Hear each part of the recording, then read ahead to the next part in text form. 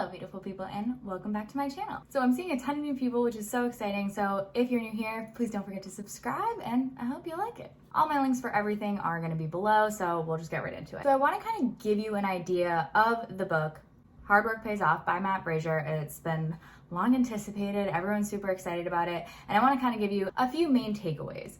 First, I want to kind of go into more like general things about the book, just kind of like what to expect, what you're going to get out of it. And then I'll go into some specific takeaways I thought were valuable and just little details that I think are important and that were memorable for me in the more kind of overview type of way. This book has a ton of basics. If you are newer to CrossFit or you're thinking about getting into it, you're just trying to learn about it, it has a ton of basics that are usually a learning curve. And I think it really does a good job of laying them out. And it sort of just takes you through the aspects of his competition journey. And he has all of these personal stories about different events and different things he's done and sort of why the outcomes of those events or those experiences were what they were and what he would have done better, what he did do better to correct things.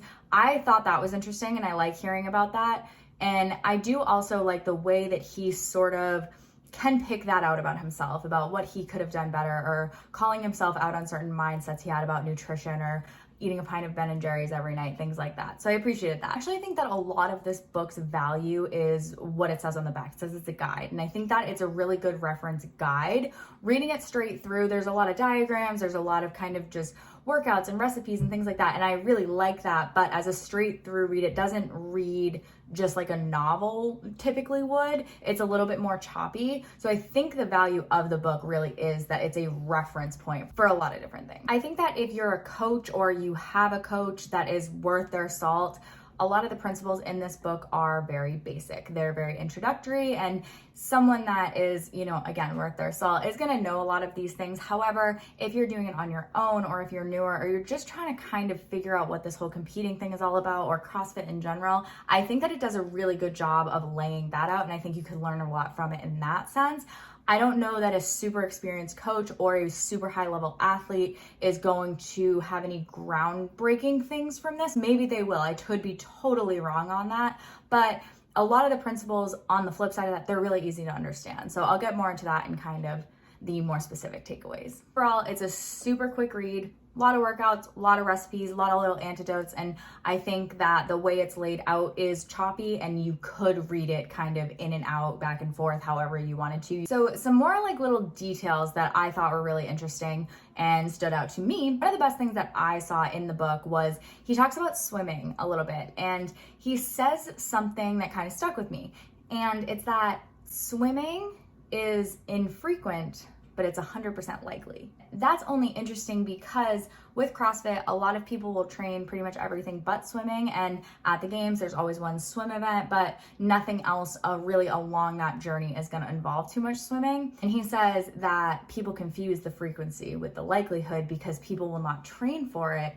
thinking that it's only the one event at the games. His perception is that it's guaranteed at the games. And I thought that was interesting because you can't really say that about a lot of things. We know there's always gonna be a heavy lift. We know there's always gonna be some sort of run. We have general ideas like that, right? But as far as specificity, swimming is always there and it's only really at that end stage. So if you're someone that's trying to make it to that end stage, you need to be training for it like it's an event at the games, because it is. And I just thought that was interesting. I thought it was a cool perspective. A little detail that my fiance pointed out that I hadn't noticed is that there are a lot of the big CrossFit names mentioned in this book, and just kind of little things about all of them. Of course, Tia, of course, Shane, but a lot of big names. And Rich is never referenced by name. Do with that what you will. Fight in the comments. Another thing I really liked was that a lot of his personal records were in this book, and that was super cool to read. It's just insane. It's hard to even conceptualize. The one that stood out to me was Grace. It was 30 clean and jerks for time. That's what Grace is. And he did it at 225 pounds on the barbell, and he finished it in 1 minute and 18 seconds.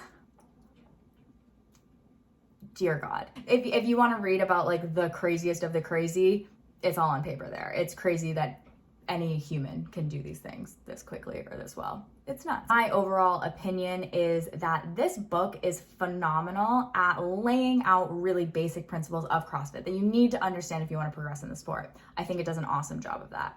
However, the way it's addressed to an audience, to the reader, is if you are trying to win the CrossFit Games, if you're trying to go to the CrossFit Games, if you're trying to be the best, like those sorts of phrases. And I don't think that that person is the person that's actually going to get the most out of this book, if that makes sense. I want to be clear that there's a lot of value in it. It's just for the person that's been in this and is trying to win the CrossFit Games. I don't know that they're gonna get a ton out of a rowing diagram of how to row. It's always on the basics, right? Everyone should go back to the basics, and I'm not saying they shouldn't. I am saying that the way it's addressed, I think may be a little bit confusing to a newer reader. Something that stood out to me was that Matt describes burpees as a low impact bodyweight exercise. And it's in reference to the 7 minutes of burpee workout. And he's not wrong here. I'm not like trying to say he's wrong. What I am saying is that that might not be true for everybody, especially someone that is coming into CrossFit for the first time. I mean, I've had people join my affiliate at 80, 90 years old, and smashing them into a 7 minutes of burpee workout as written is not a smart coaching move. And that's a specific situation, but anybody who maybe hasn't worked out for a really long time, maybe if you are a little bit heavier, you haven't moved your body in that way, 7 minutes of burpee is not like a low impact workout for that person. And it's really a specific little thing there, but just kind of different things of that perspective of maybe the person reading this isn't about to podium at the games.